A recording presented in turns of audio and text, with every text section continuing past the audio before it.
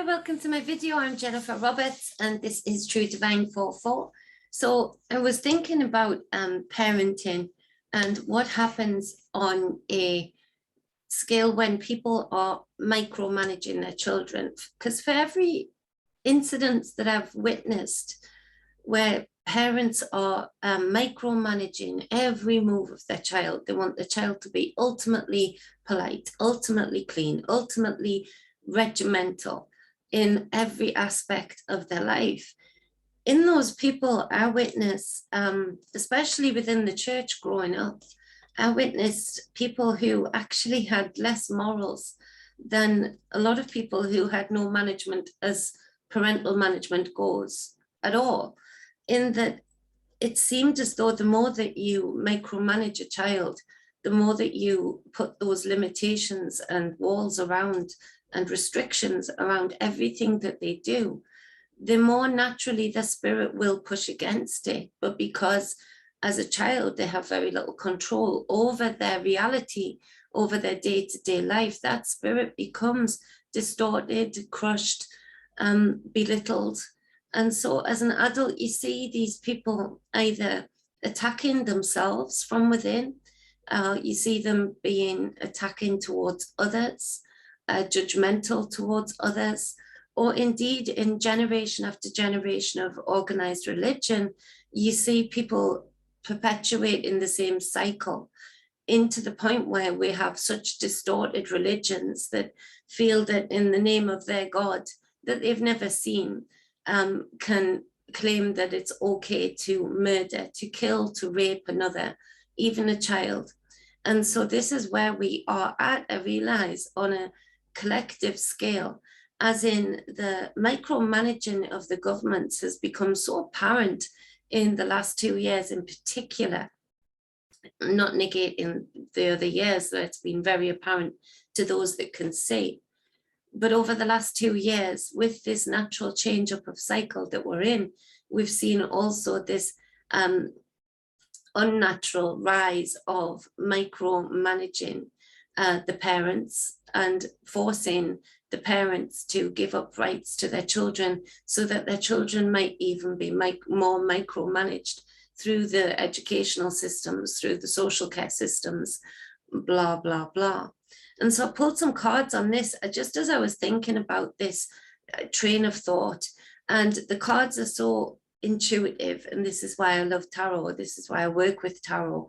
And the 9 of Swords comes out first off. This would speak to, it's a nightmare scenario. It feels like you're in a prison, and it's a prison of your consciousness, in that this 9 of Swords becomes most apparent, as you can see, she's sitting up in bed here holding her head, because it's thoughts, it's words, it's air, visions, it's the mind going into the consciousness with the swords. And it's the nightmare scenario. On the side of the bed here, there's this war scene, and on the bed itself there are all of the signs of the zodiac, with what seems like poppies. And poppies, we know, have become this symbol of virtuous blood lost. But is it virtuous at all? Or is it that a lot of these people were born into cycles, or born into parents? Because that's another aspect of micromanagement that seems to come across very strongly in my friends who've had very strict military parents. They then either continue the cycle or are sort of forced into this virtuous blood loss, blood-letting ritual of fighting for their country, when in a matter of fact, that's all illusionary. That is of the mind, that is of the construct that is made up in this reality for far too long, that war is good. And when we look at the truths of those wars, we see that it's been manipulated and micromanaged to seem that way. But as a matter of fact, it is governmental parents sending children to be sacrificed so that they can gain more power. The next card that comes up is the 8 of Swords in reverse. And so this speaks of this this knowing of the spirit, that there is a different way, a better way to think, to be, to create in the mind, in the consciousness. But at the same time, this is so strong, the micromanaging that has come before it is so strong that it's hard for those to see that have been micromanaged in this way. And we see this when those have eyes to see and ears to hear. Over the last 2 years, the questions I've heard the most from a lot of people is, how can they not see? Surely that is one lie too much from the government. Surely that is one move too much. And it is that a lot of people see, but a lot of people see the surface layer. They don't actually see how that interprets to them giving up their sovereignty, to them not taking the step outside of this Nine of Swords, this illusionary construct that has been made to be very real, so much so that it has let blood over the many, many years that it has been going on, to step outside of their own thought cycle, of their own prison.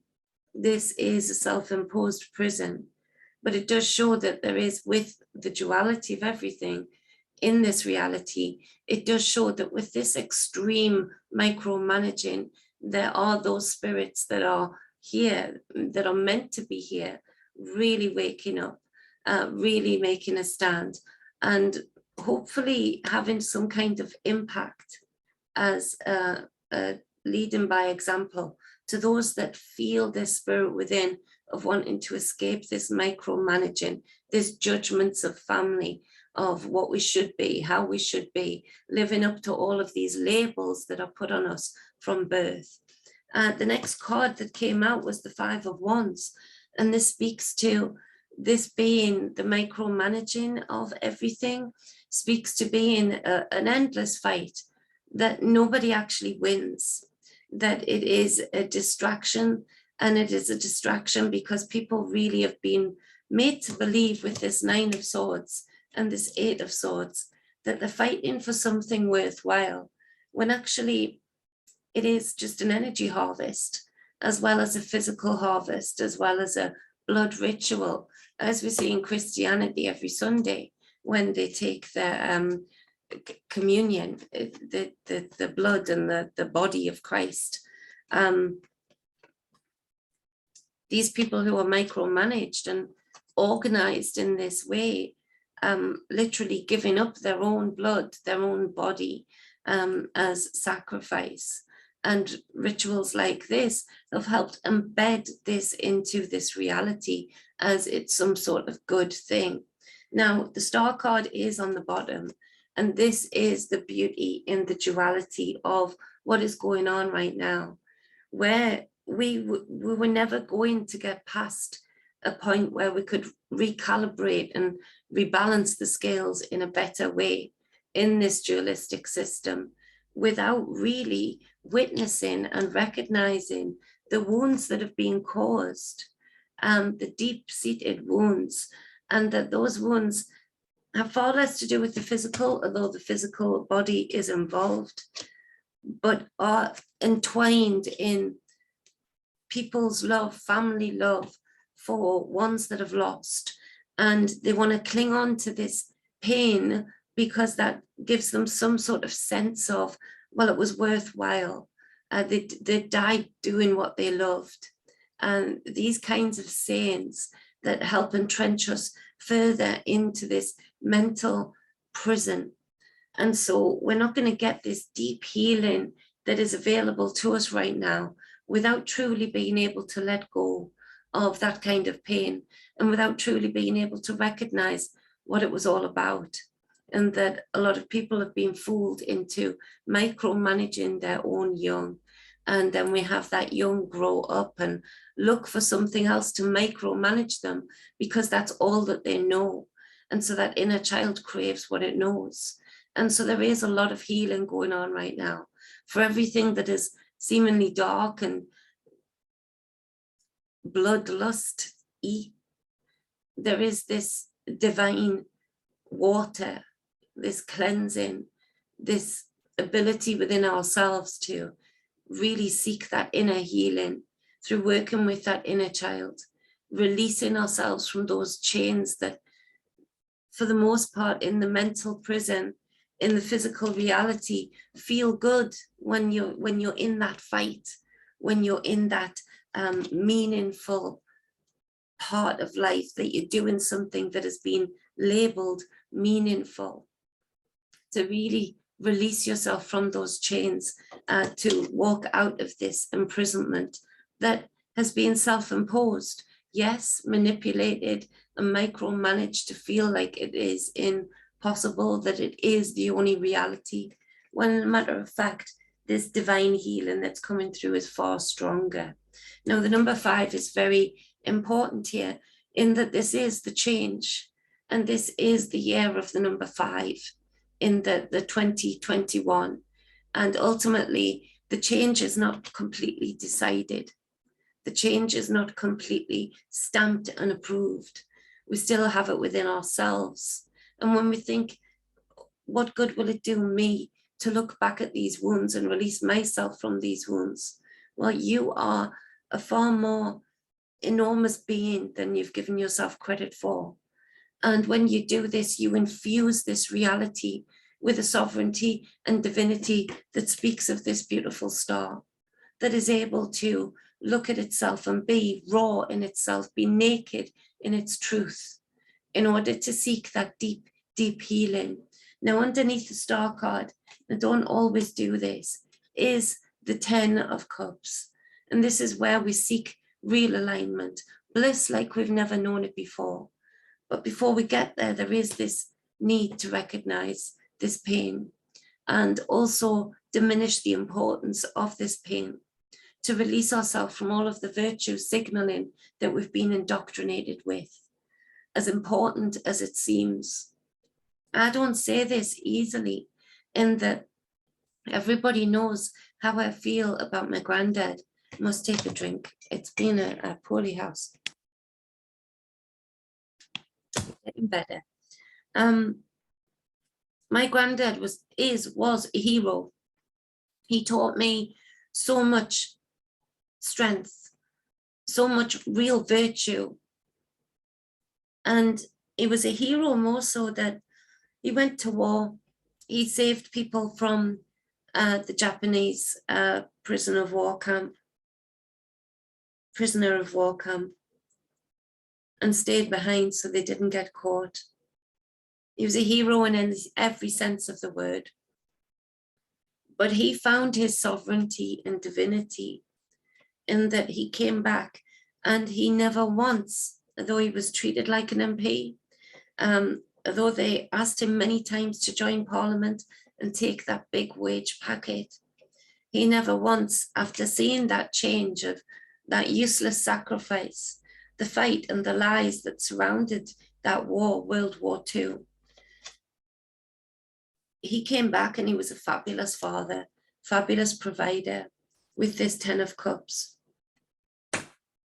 He was a hero, so he found his heroic strength within a micromanaged, choreographed war.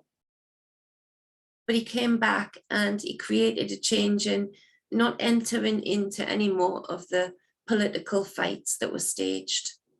He remained on the outside, working full-time, and then working full-time for his community, to act outside of this war, to walk outside of this prison. And it indeed was a prison. So as I say this, I don't belittle the individual sacrifice that we've all made, and that many soldiers, police officers, social workers, nurses, doctors, parents have made. But at the same time, I would not be doing justice to myself and my path if it wasn't to say that they are useless wars. We are not heroes for entering into them. Heroes come out of them, and from the inside knowledge, give it to the man, so to speak. But in the main part, wars, street wars, they're not what they seem. And so I don't say this easily, and I don't say this while stripping away the real heroes in the many people that walk this plane. But we have to be so real with ourselves right now regarding the chains that bind our consciousness, regarding the chains that bind us in this reality. Because for as long as we are comfortable with the pain being where it is at, because it resembles the labels that we've been indoctrinated to believe them to be, then for as long as that happens, the 5 of Wands continues, the more blood is spilled unnecessarily. So it's just a quick reading on a thought I was having, and I hope it helps you release yourself and bring forth that healing like no other, that I can feel like a dam building up behind this dam, just waiting for people to take a brick or a twig or a log away to allow that cleansing, healing, truthful, naked truth water to come through and cleanse from the inner to the outer. So much love, balance and wholeness. Thank you for hanging in with my voice. I need to catching up with all of you guys. Thank you to the beautiful and faithful subscribers. Need to get that subscriber list up, but you know, that's part of my healing too, recognizing my worth. I've been doing a lot of that behind the scenes. My beautiful friend Jill, literally sent from the universe, coming into my life and helping me recognize that. But it's a deep, deep healing process to recognize my own self-worth. It's something I've struggled with all of my life, always put more worth on others.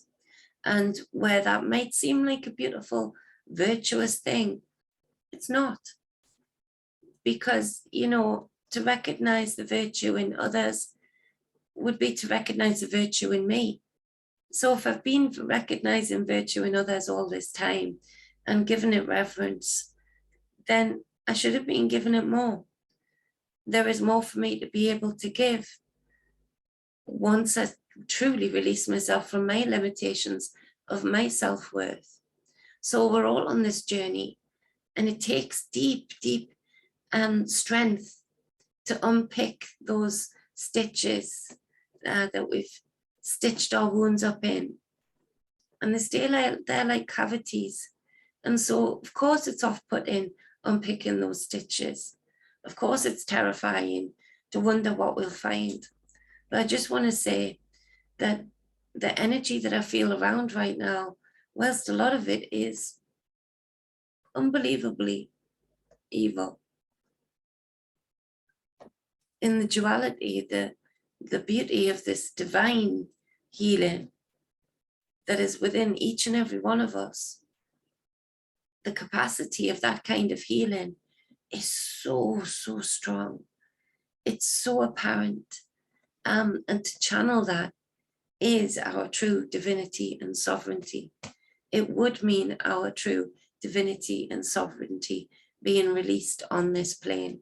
So take heed of that, if you will. Much love, balance and wholeness, as I said before. I appreciate you all more than you know. Mwah.